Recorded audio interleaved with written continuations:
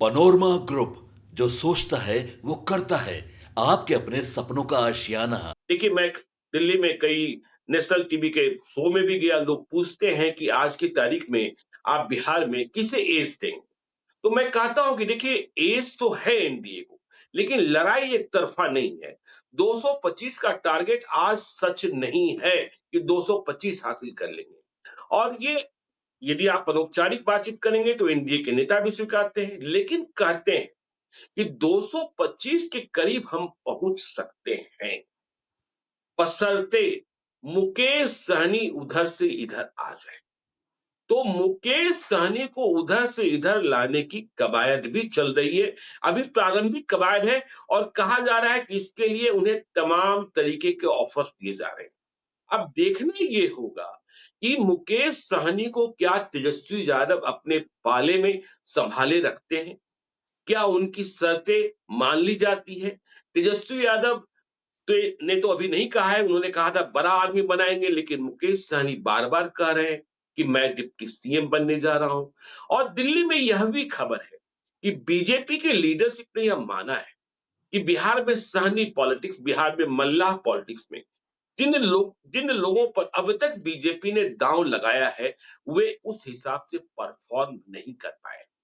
चाहे वह राजभूषण चौधरी निषाद हो, चाहे दूसरे सहनी नेता हो। देखिए, राजभूषण चौधरी निषाद की तो किस्मत ही खुल गई। वह मुकेश सहनी की पाठशाला के छात्र रहे हैं और कई मैं बहुत करीब से जानता हूं कि राजभूषण चौधरी निषाद की पत्नी मुकेश सहनी पर गरम हुआ करती थी कि आप इन्हें राजनीति में क्यों जबरिया घसीट रहे हैं।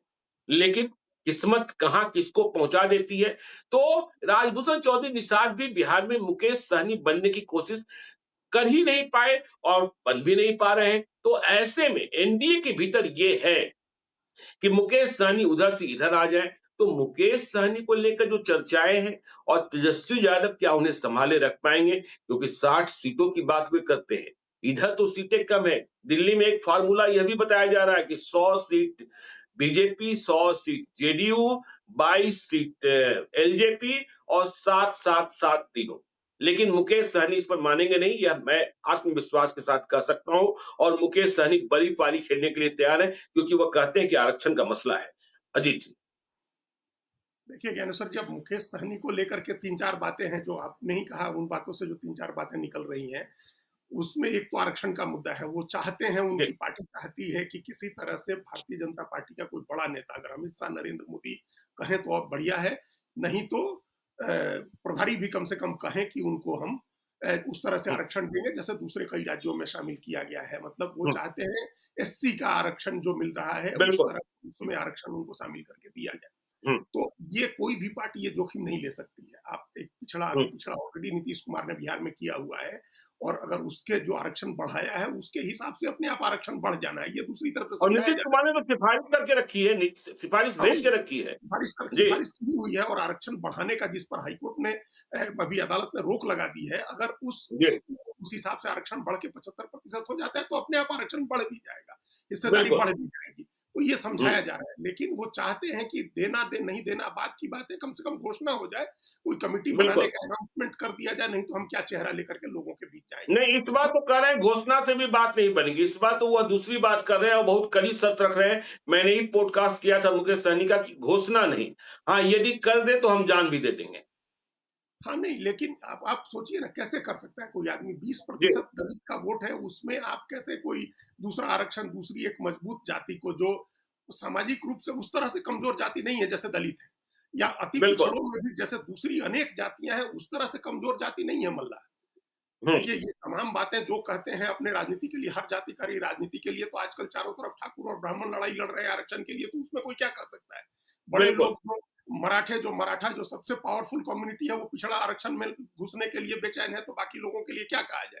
लेकिन जी। ये गेम कोई भी, ये जोखिम इस समय चुनाव के समय में कोई भी पार्टी नहीं ले सकती है। इस हकीकत को का अंदाजा उनको भी है कि उसमें कोई छेड़छाड़ अभी नहीं होना है। तो वो बिल्कुल। आप चूंकि इस पिच पर ले जा चुके हैं बात को कि आरक्षण के इस मुद्दे को, कि अब आपके लिए छोड़ना वो मुश्किल हो गया, आप सांप चुकंदर वाली स्थिति हो गई है। तो हम्म। उससे निकलने का कोई वे आउट आप खोज रहे हैं, कोई रास्ता मुकेश सहनी उसमें खोज रहे हैं, वो मिल जाए तो बढ़िया है। हम्म।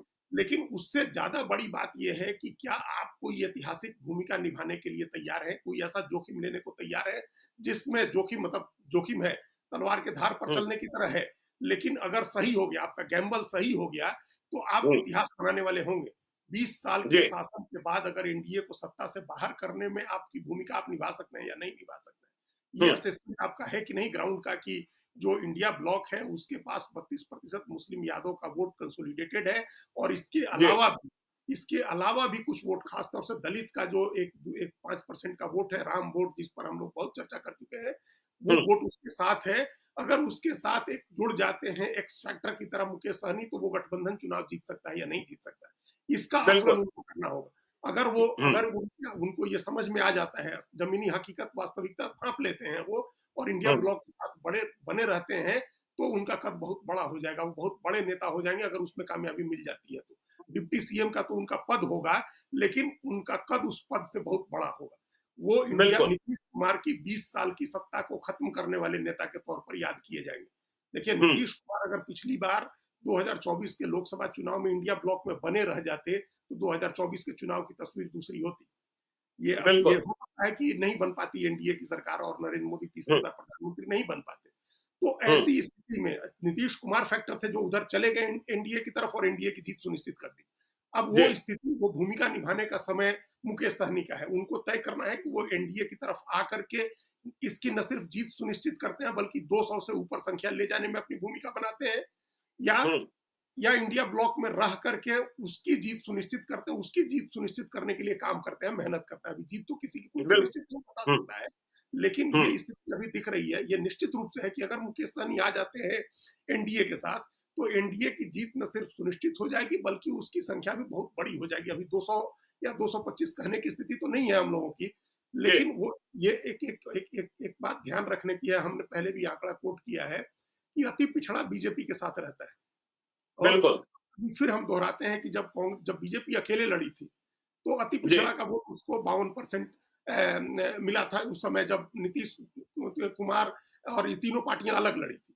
जब हम्म, विधानसभा के चुनाव में नीतीश कुमार जब तीनों अलग लड़े थे 14 के लोकसभा में, जब जी जब नीतीश कुमार 15 में चले गए आरजेडी के साथ, तब भी 42% अति पिछड़ा का वोट कांग्रेस को, बीजेपी माफ करिएगा, बीजेपी को गया था, और नीतीश हम्म, कुमार और लालू यादव दोनों को मिलाकर के 36% ही अति पिछड़ा वोट मिला था। ये जी चुनाव बाद सर्वे हैं, उन सर्वे पर हम्म, आधारित, वोटिंग पैटर्न पर आधारित ये आंकड़ा है।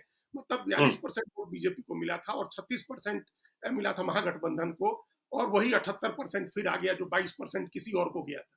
जब जब बिल्कुल जब दोनों साथ में आ गए नीतीश कुमार और बीजेपी, तो अति पिछड़ा का 75% वोट उनको मिला, और हम्म, लालू यादव की पार्टी को सिर्फ 12% वोट मिला, यानी 13% अति पिछड़ा का वोट तब भी अन्य को गया। तो बिल्कुल ये अब चाह रही है बीजेपी की जो 36% अति पिछड़ा है, उसका हम 90% वोट एटलीस्ट लें, और वो हम्म, तब संभव हो जाएगा जब जब आ जाएंगे उनके साथ मुकेश सहनी, वो 90% जी वोट आ जाएगा, और उसके बाद वोट का आंकड़ा उसका मान लीजिए 15-75% अभी मिल रहा है अति पिछड़ा, अगर वो 90% हम्म, लेने के टारगेट से लड़ते हैं, तो 225 सीटें भी उनकी सुनिश्चित हो जाएंगी, अगर 90% अति पिछड़ा का वोट आ जाता है तो। क्योंकि बिल्कुल बार बार आप बताते हैं, हम दूसरे चैनल्स पर भी, आपको इंडिया न्यूज में भी आपने कहा है कि 70% सीटें ऐसी है जो 5 से 15,000 वोट के बीच जिनका बिल्कुल फैसला बिल्कुल होता है। तो हम्म, उन सीटों पर अगर अति पिछड़ा पोलराइज होता है बीजेपी और मतलब एनडीए के साथ, तो वो सारी सीटें हम्म, जीत सकती है, एनडीए जीत जी सकती है। तो हम्म, नीतीश को ये, इनकी भूमिका ये है, और वो उनका सामाजिक जो समीकरण, सामाजिक जो समूह है, जिस समूह के साथ वो जुड़े हुए हैं, वो सहज रूप से नीतीश कुमार और बीजेपी के साथ जुड़ सकता है। तो जो जी होता है ना, हम लोग यहाँ जो खाने का मेजन जिस तरह से बिठाते हैं कि कौन सी चीज किस चीज के साथ ज्यादा फिट बैठती है, हम्म, उस तरह से ये फिट बैठते हैं मुकेश सहनी एनडीए में। लेकिन वहां बिल्कुल ये संकट है कि उनको सीटें दहाई में पहुंचेंगी, बड़ी मुश्किल से दहाई में सीटें पहुंचेंगी, 10 सीट उनको एनडीए बहुत में बिल्कुल बिल्कुल एनडीए। बिल्कुल बिल्कुल और बिल्कुल यहाँ और इंडिया ब्लॉक में 40 सीटें मिलने की संभावना है। 60 तो वो कह रहे हैं, तो हम्म, 60 तो कहने का एक कारण भी था, कांग्रेस पर भी दबाव डालना था, बनाना था, लेकिन 40 सीटें उनको मिल सकती हैं, जिसमें कुछ कैंडिडेट आरजेडी के होंगे। कुछ 25-30 लोग 30 से सीटों का, 40 का रहे हैं, 30 से 40 के बीच में आंकड़ा हाँ, बता रहे 30 हैं से 40 का आंकड़ा ये है, तो 30 अगर मिलती हैं तो 100% उनका कैंडिडेट होगा, उसमें कैंडिडेट नहीं देगी आरजेडी, कैंडिडेट के मामले जी में आरजेडी का दखल नहीं होगा। लेकिन अगर 30 हम्म, से ऊपर सीटें मिलती हैं, तो कैंडिडेट में आरजेडी का दखल होगा, आरजेडी अपना कैंडिडेट, अपना मजबूत उम्मीदवार उनको दे सकती है चुनाव लड़ाने के लिए। बिल्कुल